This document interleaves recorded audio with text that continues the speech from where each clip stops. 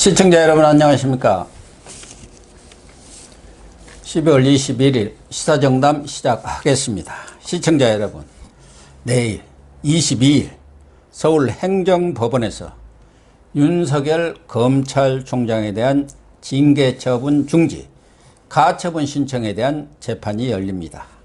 지난 1일 직무정지 가처분 신청을 인용했던 조미연 판사의 판결과 같은 역사적 판결이 내려질지 관심을 모으고 있습니다. 이 문제 서정욱 변호사님과 깊이 있게 분석해 보도록 하겠습니다. 서 변호사님, 예. 내일 행정법원의 가처분 신청 재판이 정말 우리 민주주의 앞날을 위해서는 아주 중요하다고 생각을 하거든요. 내일 행정법원의 판결의 의미, 지난번 조미연 부장판사의 판결에 대해서 정말 역사적 판결이 내려진 것 아니냐, 법치주의를 지켰다 이런 판결이 내려졌는데 내일 또 그런 판결이 내려졌으면 좋겠습니다만은 의미를 좀 잠깐 짚어주시죠. 내일은 이제 그 2시요. 예. 행정 12부 예. 홍순욱 예. 부장판사가 이제 그 심리를 하거든요.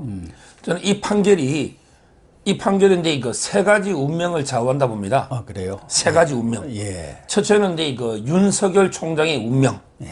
윤석열. 예. 그다음에 두 번째 문재인의 운명. 예. 이번은 이제 당사자가 처음에는 이제 문재인이라고 했어요. 예. 나중에는 이제 그 사법부 좀 부담을 덜기 위해서 살짝의 톤 다운, 예, 톤 추미애로 했지만 예. 결국에 문재인과 싸움이니까 문재인의 운명. 그다음에 그 세 번째 우리 대한민국의 운명. 아, 예. 대한민국의 법치주의와 민주주의. 예. 결국에 대한민국이냐, 아니면 이제 대한문국, 예. 문재인의 나라, 대한문국이냐, 아니면 이게 민주주의냐, 아니면 이제 문주주의냐, 문재인의 독재. 이런 게 크게 윤석열, 문재인, 그다음에 대한민국의 운명을 세 가지 운명 예. 좌우하는 게 그 역사적 판결이다 이렇게 봅니다. 지금 역시 뭐 합의문하고는 하지만 재판장의 역할이 중요하지 않습니까? 지금 홍순욱 부장판사죠. 네. 이분도 상당히 진보적인 뭐 그런 판사로 알려졌습니다만은, 그러나 또 일각에서는 매우 합리적이고 원칙주의자다 이렇게 알려졌는데 어떤 분이신가요? 그 제하고 이제 연수원 동기예요. 아, 그래요? 이분이 제가 이제 28기잖아요. 예. 홍순욱 이분 등에 28기고요. 예. 근데 우리 동기 중에 이종건 부장이라고 있잖아. 예, 형사부장 투. 대검. 그리고 이제 부인이 그 박은정. 예, 거기는 좀 추미애하고 가장 밥을 자주 먹는다는 감찰 담당관이잖아요. 이 박은정하고 이제 이종건의 부부잖아요. 예. 그 이종건은 이제 연수원 때부터 소문나는 게 정치 운동권 유명했고요. 아, 그렇습니까? 그다음에 1년 선배가 연수원 때는 27기간인데 이거 심재철이거든요. 심재철 되게 유명했고요. 근데 홍순욱 이분은 뭐 평판이, 예. 저도 이게 뭐 여러 번 뵀지만 평판이인데 이거 좀 무색무취한, 아, 어떻게 보면 이제 그 법리에 좀 검사들하고 스타일이 틀려요. 판사들은. 예. 판사들은 이제 이거 잘 표현을 안 해요. 그래서 상당히 그 무색무취하다는 거고요. 이번에도 이게 제가 여러 동기들 평판이나 판사들 평판을 좀 알아봤거든요. 그랬더니 이제 그 법리에 충실한 원칙주의자다. 아. 이런 이제 모범 답안이 많이 나오고요. 이분이 그 서울 출신의 장충고등학교 나와서 고대법대 나왔거든요. 예, 그렇다군요. 근데 이거 판결을 쭉 분석해 보면 약간 이게 진보 판결도 많아요. 예를 들어 이제 미래통합당이 손혜원 아버지 있잖아, 유공자. 예. 이걸 이제 공개를 해달라 했더니 기각된 것도 있고요. 또는 이제 그 자유민주연합에서 집회 있잖아, 우리. 예. 이런 것도 이게 기각된 것도 있고요. 무엇보다 이게 제가 좀 걱정되는 거는 세월호 특조위 있잖아. 예. 옛날에 그 특조위 방해. 예. 이것도 이게 보상도 좀 일부 인용해 준 게 있고요. 가장 문제는 이분이 그 판사가 법원 행정처를 한 번도 안 거쳤어요. 가장 보수 엘리트가 거치는 게 법원 행정처 판사입니다. 예. 이분에게 재판만 했지 법원 행정처 있잖아. 양승태라도 그 밑에서. 예. 이런 게 없거든요. 이 점은 상당히 좀 걱정되는 점인데, 그렇지만 이제 또 옛날에 임은정이라고 있잖아. 박은정 말고. 예. 임은정 지금 임은정 대검에. 검사. 예. 이 사람이 이게 자기 고발 기록을 복사해달라는 거는 또 기각한 것도 있고요. 그런 거는 이게 또 원칙에 맞게 했잖아요. 그리고 이분은 이제 과거 논문에 보면 원님 재판하면 안 되고 절차 지켜야 된다. 예, 그렇게 이런 게 논문은 또 도움이 되고요. 이 사람이. 그래서 제가 보기에 과거 판례 몇 개 가지고 판단할 수는 없다. 왜냐하면 이게 조미연 부장은 더 우리법연구원이 더 이게 진보였잖아. 그런데 조미연 판사도 옛날에 직무배제에 대해서 집행정지 인용해 줬잖아. 예. 그래서 이제 저는 판사 성향이 본질적인 건 아니다. 결국 이제 법과 원칙, 증거와 팩트에 따라서 판단하면요. 결국 너는 이제 이거 아무리 뭐 진보 성향, 좌파 성향 하더라도 인용되는 조미연 부장처럼 이렇게 보고 있는 거예요. 그러면은 이제 말씀하신 대로 홍순옥 부장판사가 법과 원칙 그러니까 법률에 따라서 판결을 하리라는 그 말씀 아닙니까? 그렇습니다. 예?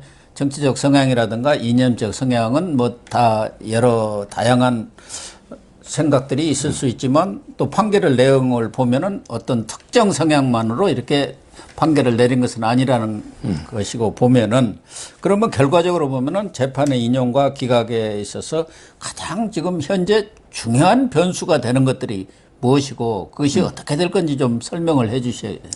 이 재판이 이게 중요한 게요. 예. 일반적으로 이제 집행정지 우리 보통은 사람들이 가처분이라 하지만 집행정지가 용어예요. 예. 근데 보통은 집행정지는 이제 그 본안에서 이유가 있냐 없냐. 예. 본안은 이게 안 따지고 예. 그냥 이제 이거 회복하기 어려운 손해 예방. 회복하기 어려운 손해 이걸 주로 따지는 게 집행정지잖아요. 예. 근데 그 내일 재판은 틀립니다. 이게 왜 틀리냐면 내일 재판은 이제 그 집행정지만 중요한 재판이고요. 예. 본안은 의미가 없어요.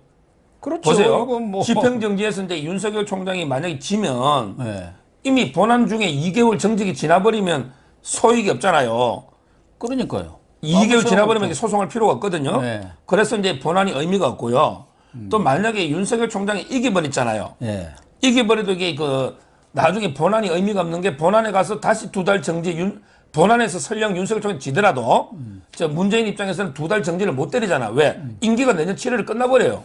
그러니까요. 그렇죠. 본안 소송 자체는 의미가 없어요. 또. 그렇죠. 어느 쪽이든 예. 본안 소송은 의미가 없고 집행정지에서 결판이 나잖아. 이런 걸 이게 그 우리가 자체 완결적 집행정지. 자체 완결. 집행정지로서 모든 게 끝난다. 이게 자체 완결적 집행정지라는데 이런 경우는 물론 중요한 게 본안의 걸 미리 심사해요. 그렇군요. 그러니까 내일 판사가 볼 때 윤석열 총장이 징계 사유가 크게 4가지 뭐 이런 거 했잖아. 예. 이게 사유가 이유가 있냐 없냐. 이것도 이게 따져본다는 거예요. 회복하기 어려운 손해도 따져보지만 예. 징계 사유가 정당하냐 않느냐. 이것도 이게 둘 다 따져보는 이 말은 이게 본안하고 집행정지를 동시에 심판한다. 이렇게 보면 돼요. 예. 그런데 지금 회복하기 어려운 침해 이 부분에 대해서는 지난번 직무정지 가처분 신청 때도 인용이 된 거 아니겠습니까? 그러니까 윤석열 총장이 무슨 봉급을 못 받는다든가 뭐 이런 그런 차원보다도 보통의 일반 사건은 그런 게 중요하지 않습니까? 뭐 음식점 뭐 영업정지를 내린다든가 이런 것은 금전적으로 회복하기 어려운 손해를 볼 수 있으니까 또 인용도 되고 그러는데 지금 윤석열 총장 측에서 주장하는 것은 윤 총장 개인의 문제를 떠나서 이것은 검찰의 독립성이라든가 중립성 또 우리의 법치 민주주의에 대한 아주 기본적인 훼손이기 때문에 이거야말로 회복이 어려운 거 아니냐. 그렇죠. 결국은 이거 회복하기 어려운 손해라는 게요. 어떤 의미냐면 이게 우리 판례가 일관되게 판시하는 게 있습니다. 우리 판례는 이제 그 금전으로 보상이 불가능하거나 아니면 이제 금전 보상으로서는 참고 견디기가 어려운 이런 모든 유무형의 손해 있잖아. 이게 회복하기 어려운 손해예요. 한마디로 이게 돈으로 보상하는 게 불가능하거나 돈으로 이게 보상해서는 참고 견디기 어렵다는 아무 의미가 없다. 이런 거잖아요. 그러면 이게 윤석열 총장이 만약에 집행정지가 안 되면 2달 동안 이게 총장의 직무가 정지되잖아요. 정직이니까. 그러면 이게 어떻게 됩니까? 지금 이게 그 문재인의 목을 딱 겨누고 있는 탈원전 수사 또는 이게 이번에 새롭게 이제 2차 라운드 울산의 송철호 수사 그다음에 이낙연의 목을 조르고 있는 라임 옵티머스 수사 이런 게 윤석열 총장이 없으면 아무래도 이게 주춤할 수밖에 없죠. 그렇죠. 권한 대응으로서는 그걸 결단을 내려서 추진하기는 어렵죠. 물론 이제 검사들이 요즘 도끼를 품고 뭐 원칙 간다 이두봉 대전지검장이나 이러지만 그러게 총장이 있고 없고는 다르거든요. 오늘 보세요. 나경원 의원 아들하고 나경원 사건도 중앙지검의 검사들은 다 무혐의 하자는데 대검의 반부패 부장이나 형사부장들이 저쪽이잖아. 네. 그래서 나경원에 대해서 보류하고 있잖아요. 이런 식으로 윤석열 총장이 없을 때는 권력 수사가 아무래도 주춤할 수밖에 없잖아요. 네, 예. 근데 이게 돈으로 보상이 됩니까? 윤석열 총장 2달 월급만 주면 됩니까? 윤석열 총장의 재산이 몇십억인데 그 말이 안 되잖아요. 예. 그래서 이거는 제가 보기에 회복하기 어려운 손해 예방 있잖아요. 이거는 이게 명백하고요. 그 다음에 하나만 더 지적하면 아까 제가 본안도 본다 했잖아요. 이번에 본안 중에 징계 사유가 어디 있습니까? 그래서 제가 이게 본안을 갖다가 2가지로 평가하면 옛날 인물로 하나는 이제 궁예하고요. 하나는 이순신이에요. 충무공. 이번에 본안의 그 징계 보면 전부 이게 궁예 관심법이야. 전부 이렇게 보인다. 이렇게 추측한다. 이런 거밖에 없죠. 판결은 판사 문건만 봐도 이렇게 팩트 어떤 판결 해놔면 이걸 저 마음대로 억측으로 해석해가지고 뭐 자판 판사로 보이게 한 의도다 이런 식으로. 이게 궁예 관심법 아닙니까? 예. 그래서 제가 이번에 윤석열 총장이 모함 당했잖아, 징계. 이거는 충무공 이순신이 옛날에 백의종군 할 때 모함 당해가 백의종군 했잖아요. 갔다 오 기요모사가 오는데 치료 가라니까 안 갔다가 완전히 그냥 곤장 맞고 백의종군 했잖아. 예. 이거보다 이게 더 억울하다. 저는 이래 보는 거죠. 근데 이번에 법무부에서 들고 나오는 게 그동안 저희들은 말씀하신 대로 회복하기 어려운 침해라든가 또 절차적 위법성 또 징계 사유의 정당성 이런 것에 대해서 관심을 많이 가졌었는데 법무부에서는 뜬금없이 공공복리 이론을 들고 나왔어요. 그리고 한동수 대검 감찰부장과도 SNS에 징계권자의 재량권에 대한 침해 아니냐 이런 식으로 해가지고 어떻게 보면 여론전까지 지금 펴고 있는 그런 상황인데 뭐가 어쨌다는 거예요, 공공복리가? 이 공공복리가 집행정지에서 중요한 2번째 요건이에요. 아, 그렇습니다. 뭐냐면 이게 원고들은요. 예를 들어 뭐 박사님 토지가 수용이 돼가지고 그 땅을 가지고 댐을 건설한다. 이런 경우에 수용 절차를 이제 집행정지 시키잖아요. 그러면 이제 박사님은 회복하기 어려운 손해 우리가 있으니까 정지를 시키잖아. 근데 저 행정청 반대청에서는 야, 그럼 여기 정지가 되면 댐 건설을 못하면 네. 공공의 복리에 중대한 영향이 있으면 집행정지를 못하게 되는 거예요. 이 말은 이게 집행정지의 소극적 요건 있잖아. 예. 못하는 게 공공복리거든요. 원래 법에. 근데 한동수나 법무부가 이제 공공복리 주장하는 거는 저는 어불성설이고 말도 안 되는 게 그 논리다. 오히려 이제 윤석열 총장 임기가 2달 동안 정직이 돼가지고 수사 못하는 거 이게 공공복리에 반하는 거죠. 그렇죠. 근데 윤석열 총장이 집행정지 돼가지고 검찰로서 총장으로서 수사하는 거 있잖아요. 네. 여기 공공복리가 침해되는 게 뭐 있습니까? 그거는 이게 공공복리가 침해되는 게 아니고 문재인의 개인 복리가 침해되는 거죠. 그렇잖아요. 예, 예. 문재인이나 추미애는 이번에 재판 지면 완전히 치명타잖아. 예. 그래서 저는 문재인과 추미애의 개인 이익이 침해되지 집행정지 인용해준다 해서 공공의 복리가 침해되는 건 전혀 없다. 이 점을 말씀드립니다. 그러니까 한동수 감찰부장은 징계 처분이라는 것도 일종의 어떤 공정성, 공공성이 있는 건데 그걸 가지고 효력을 중단시키는 것 자체가 징계 처분의 공공성, 공정성을 침해. 저희들은 좀 알아먹기 좀 힘든 얘기예요. 해괴한 얘기 같은데 말은 맞는 얘기입니까? 아, 결국에 재량행위라는 게요. 옛날에는 이제 그 자유재량하고 기속재량 예. 이렇게 나눠가지고요. 자유재량 있잖아. 이거는 이제 우리 마음대로 하는 거니까 심사를 사법부에서 하면 안 돼. 이게 과거 19세기 이론입니다. 아, 그렇군요. 자유재량론은. 지금은요. 물론 이제 징계라는 게 재량은 있죠. 왜? 해임할 거냐, 정직할 거냐, 면직할 거냐, 뭐 재량은 있잖아. 근데 지금은 재량이라도 재량권을 일탈하거나 아니면 재량을 남용하면 그렇게 위협하다는 게 확고한 판례고요. 그런데 이번에 보세요. 이번에 윤석열 총장은 징계 사유 자체가 하나도 없잖아요. 판사 문건부터 정치 중립까지 채널A 수사 감찰 방해한 게 없잖아요. 징계 사유도 없죠. 그다음에 징계 절차도 추미애 그 정권의 그 애완견 행동돼 있잖아. 뭐 이용구 있잖아요. 또는 이제 신성식이라든지 뭐 또는 안진 교수라든지 정한준 교수 말도 안 되는 게 7명 중에 4명이 자기 마음대로 했잖아. 심재철이는 오락가락하고 그러니까요. 이런 식으로 이게 절차도 잘못되고 징계 사유도 없고 그리고 이게 가장 중요한 게 그 목적이 불손한 거예요. 우리가 재량권의 일탈남용 따질 때 가장 중요한 게 목적입니다. 목적이 정당하냐.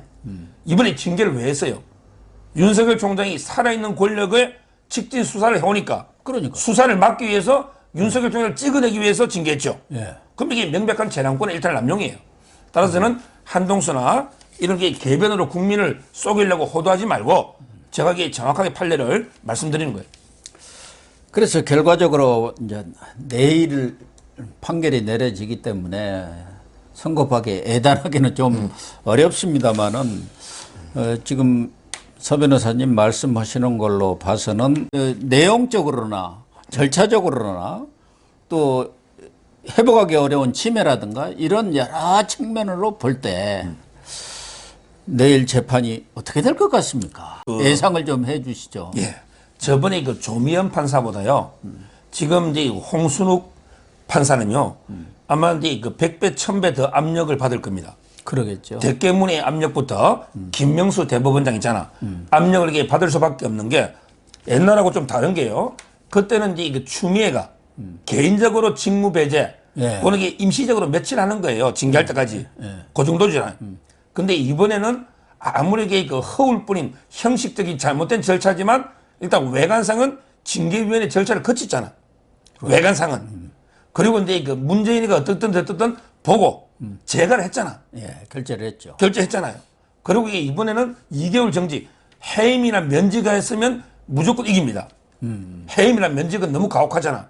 예. 근데 이번에는 2개월 정직으로 꼼수로 좀 줄였잖아. 재판 대비하기 위해서. 자기들은 묘수라고 지금 생각하는 거예요. 2개월이니까. 그러니까. 참 애매하게 해놨어요. 그러니까 결국에 그 징계 절차도 거치고 대통령이 제거하고 2개월로 가볍게 해주는데 이것까지 이게 질 수 있느냐?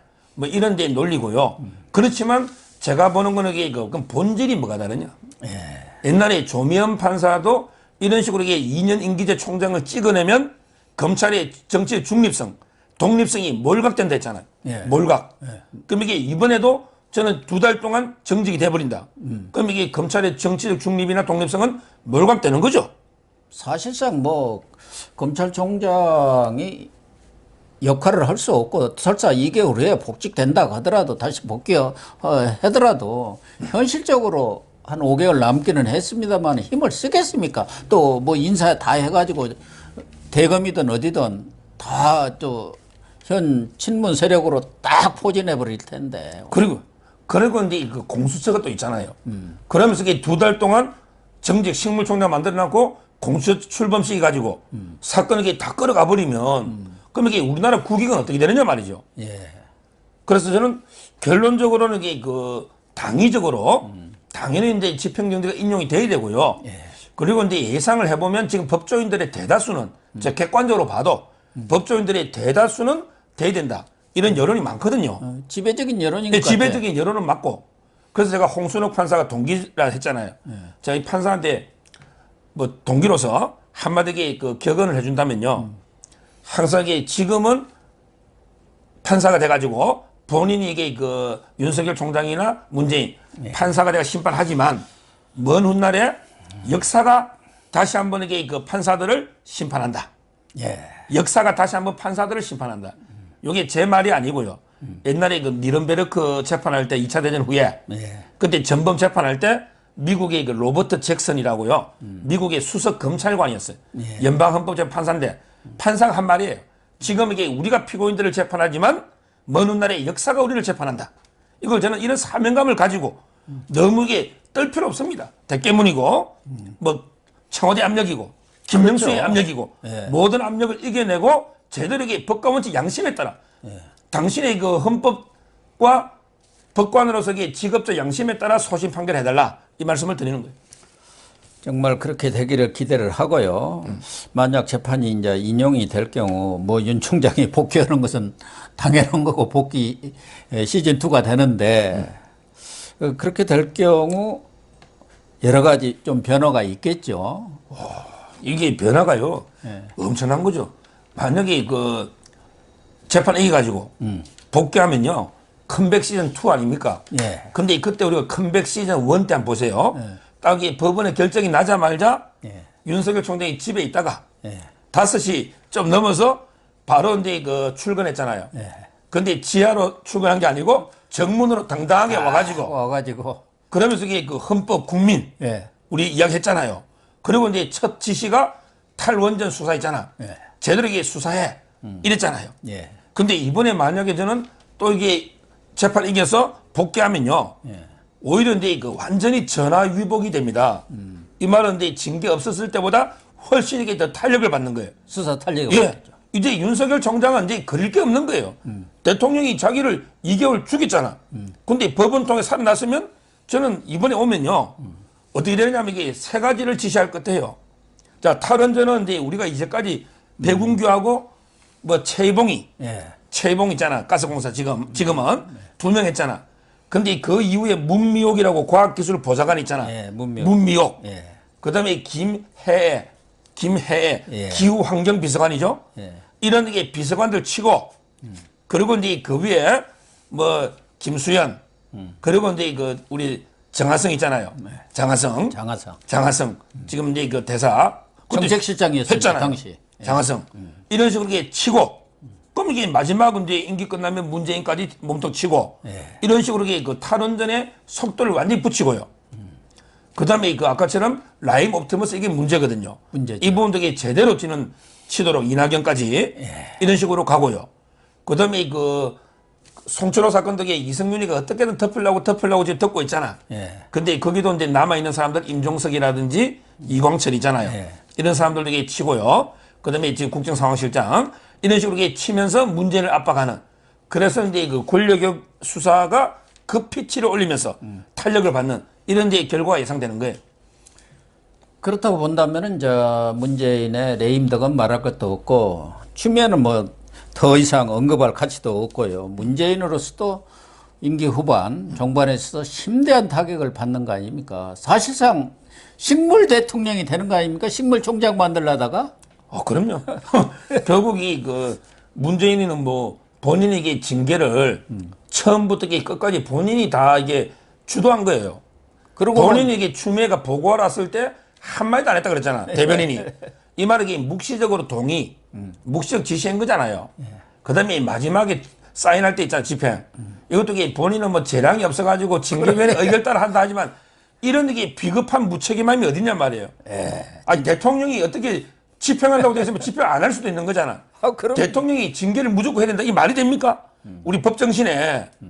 그러면 이게 국무총리가 제청하면 무조건 이게 대통령이 다 임명해야 됩니까? 말이 안 맞잖아요. 따라서 저는 이번에 이기는 순간에 문재인은요, 뭐 식물 대통령, 허수아비 대통령, 그 다음에 레임덕, 더 나아가면 이게 데드덕, 죽은 오리, 완전히 끝나버리는 이런 게 상황이 될 걸로 보입니다. 참 걱정이 됩니다만은 한 10%로 가능성 정도로 기각 가능성이 있지 않습니까? 이렇게 될 경우 앞서도 뭐 잠깐 언급을 했습니다만은 윤석열 총장이 뭐 여러 가지 어려움을 당한 것은 말할 것도 없고 이제 공수처가 발족이 될 경우에 따라서는 윤석열 총장에 대한 수사도 뭐 할 수 있는 거 아니에요? 그렇죠. 결국은 이제 기각이 되면요. 아무래도 이게 윤석열 총장 측은 타격을 받을 수밖에 없고요. 말이 이제 2달 정지지. 정직이 이제 그 사이에 공수처가 출범되면서 사건도 가져가 버리고, 그 다음에 윤석열 사단 자체가 공수처 1호 수사 대상 이렇게 공언하고 있잖아요. 이렇게 되면 상당히 좀 어려운 상황에 처할 수밖에 없는. 그래서 이제 제가 이번에 그 판결이 윤석열, 문재인, 대한민국의 운명을 좌우한다. 이렇게 본 거고요. 저희가 이제 어떻게든 사법부 독립을 해서 이게 대깨문들이 워낙 지금 이게 압력이 심하거든요. 예. 하다못해 제 김종민 변호사라고요. 예. 이분이 순천지청장 하다 논 분인데 동인이 있거든, 법무법인. 동인이 있는데 이제 워낙 징계위 까다 보니까 대깨문들이 동인의 서브를 폭파시켜가지고 지금 이게 로펌을 옮겨요. 저도 이게 방송할 때 제가 다른 데는 민주라고 안 쓰는데 박사님 방송은 민주라고 돼 있어서 혹시 이게 지금 아직 대깨문들이 이 방송까지 안 들어오니까 폭파가 안 될지 몰라도 이제 폭파될 수도 있는 이런 상황이기 때문에 저희도 이제 사법부 관심을 가져서 힘을 좀 실어줘야 됩니다. 그러면은 앞으로 안 써야겠네요. 저는 또 혹시 조금이라도 도움이 되지 않을까 해서 이름을 쭉 써주었습니다. 내일 판결은 역사적 판결이 될 것이고 그 결과에 따라서 영향은 정말 심대한 그런 상황이기 때문에 현재로서는 예단하기는 어렵고 좀 지켜볼 수밖에 없습니다. 네.